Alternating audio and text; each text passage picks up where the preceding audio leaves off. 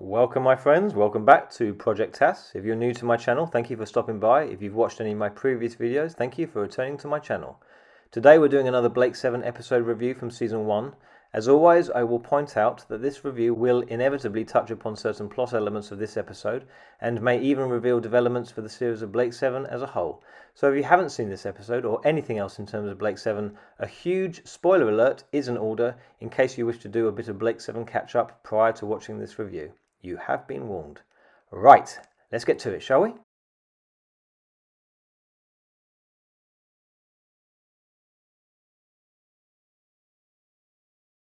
I've always made allowances for Blake 7 and other BBC shows from the era in regards to their visual effects and general production. Time constraints and budgetary limitations were a constant at the corporation, as they are for any television studio, but I'm starting to wonder if we're expected to make allowances for some of the plot lines and writing as well. I've already mentioned this issue before, the combining of two completely different storylines to make up one episode. Maybe the limitations that were imposed on the effects department found their way into the writing staff as well. For the third episode in a row, we get multiple unrelated storylines in one episode. Initially, I thought we had two storylines, the going-ons on the planet's surface and those on the Liberator. But when I thought about it a little bit more, I wondered if we actually had four stories, linked in some ways admittedly, but separate in others. But unlike Bounty and Breakdown, these stories seem a little bit more mixed up, to give us a very entertaining episode. What are the four plotlines, I hear you ask? They are as follows. Story 1. After observing a spaceship suffer an explosion and get pulled down into a planet's atmosphere, Avon and his gang teleport down to the surface to look for two life capsules that ejected the ship's two life forms before the ship crashed onto the surface. Both capsules are located, one of its occupants is dead, the other one is almost dead, and is teleported back aboard the Liberator so he can be kept almost dead and not deteriorate to fully dead. However, having teleported back aboard the Liberator, the crew realise that they haven't learnt from their mistakes they made in Seek, Locate, Destroy when they left Callie on Kentaro. This time it's Jenna's turn, the other female of the crew, to be forgotten about and left at the mercy of some rather primitive caveman types who serve no purpose other than they are bad. To kill some of these people is okay, and of course Avon does so. Avon himself goes back down with Gan and Villa to locate Jenna and eat a life capsule full of humble pie.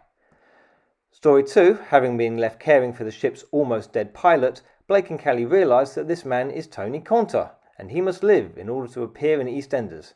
Tony, however, has other plans and holds Blake and Callie hostage, ordering them to transport him and some power cells he keeps in his inside pocket next to his mobile phone to the planet his father lives on in order to save his life. Eventually, Tony dies of pain because it turns out that Blake and Callie are rubbish doctors and they live happily ever after. Story 3 would appear to be part of Story 1, except it really isn't. It turns out that there are two remnants that remain of the civilization that once lived on this planet. The primitive scavengers we're happy to kill off on one side, and an underground rocket launch pad and control centre on the other. The discovery of this ancient complex is entirely fortuitous, but it completes the circle of the backstory regarding the war that occurred on this planet. The away team are met by the rocket centre's population, which comprises of one thin female who doesn't let the cold stop her from revealing as much skin as she possibly can.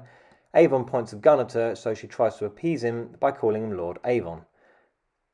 She tells them all about what happened on their planet and the fact that their population is almost dead.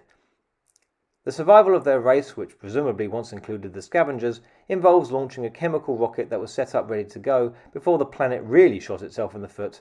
The launch never took place, and no one left over knew how to carry it out. This rocket contains fertility cells that could repopulate a planet with some hopefully more enlightened individuals. This rocket launch is called Deliverance. Story 4 forms part of what will follow on in the next episode. I suppose we can't really call this a full story, more the setup for the story, so it is technically another story, just more to do with the next story. We get Ensor Jr. talking about the Federation willing to pay 100 million credits for something called Aurak, and we even get a scene between Servalan and Travis talking about not having to pay 100 million credits for something called Aurak. In fact, it's this storyline that gives us stories 1, 2 and 3, the explosion on the spacecraft which sets everything else in motion. Our heroes would not realise it until the next episode, but from Servalan's silent smile during the opening scenes, we can guess she's responsible. This storyline starts the motor. The other stories come in, are played out, and are resolved 50 minutes later. But Story 4 is still there with its motor running, and leads us to the series finale. Right, after some half-hearted detail and vaguely sarcastic synopsis summarising, you're probably now asking, why do I consider this particular hodgepodge more entertaining than the two preceding ones? Well, I suppose there's having fun with an episode without having to become violently crazy, like say the way that Breakdown ended. There's an actual proper blending of the different storylines here, and somehow it actually feels a lot more seamless than Bounty did. But ultimately, maybe it's the characters. Yet again. It's not that they didn't come across well in the previous episodes, especially Sarkov, but there's a more rounded off sense to the story in terms of the interactions here, especially with the main characters. Avon first starts talking down to Blake where he implies he can do a better job looking for the life capsules than Blake can. He then regrets this verbal swagger when he realises they've left Jenna on the planet's surface, and the exchange between Avon and Blake just before they go back down is all you need to know about their relationship at this point. We'll go back down. I think you'd better. Such simple lines, but brilliantly delivered by Darrow and Thomas, respectively. Perhaps it is this humbling that helps Avon express some humility when he says that they are a poor reward for Migat's waiting. He's not all that, he's not flawless, he's not a god as she proclaims, or how he proclaims sometimes, rather the reverse. And when he indirectly vaguely hints at this with Blake at the end, Blake seems to know and seems to let Avon off the hook. Did you really think you were a god? For a while. How did it feel? Don't you know? Yes. I don't like the responsibility either. Maybe I'm completely wrong about what's going on between them, but it's a brilliant dynamic that was set up in Blake 7 between Avon and Blake that really properly shows through in this episode. It's never in your face, but it's been there all along, with a particular focus on Avon, played with even more subtlety by Paul Darrow. I also like the fact that Ensor Jr. isn't your typical bad guy. In fact, he's deliberately not portrayed as a bad guy at all, just a desperate good guy, trying to keep alive a deal with the Federation that will make millions, but most importantly trying to save his father's life. He's a character with some very specific motivations and objectives. It's up to the viewer if he's a bad guy or not. I, for one, was a little sad at his death, hammed up though it was. Jenna getting left on the planet wasn't terribly done either. It's clearly shown Gan is checking out the path ahead, making sure it's safe, before he gets signalled that he's coming up. Jenna probably could have escaped herself though without having to wait for the others. And that so-called guard that's meant to be keeping an eye on her. Talk about a crap day. Firstly he gets smashed over the head with a rock, but all fairness to him, he says to his boss, "No Gov, it's fine, I can carry on with the shift, no worries."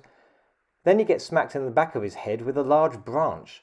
So repeatedly bludgeoned over the bonds with blunt objects and almost certainly fired from his guard job for allowing it to happen twice in one day. But there you go. This almost certainly isn't worth more than a solitary star, but I'm going to let it scrape a second one, as I like the fact that a little more thought seems to have gone into the blending of the multiple storylines. Unlike poor Sarkov, their stories are more or less uninterrupted, and the blending of the multiple ideas they had to put in to knock it up to 50 minutes. It tells a good story while also setting up the next. Avon sees himself as a poor reward, but I for one feel perfectly rewarded by Season 1's penultimate episode, due in no small part to the Lord Avon. That concludes my review on Deliverance. I hope you enjoyed it. Please like this video, please share this video, please subscribe to my channel, and please check out my other Blake 7 episode reviews. And I shall be getting some headache tablets for that rubbish guard. Until next time.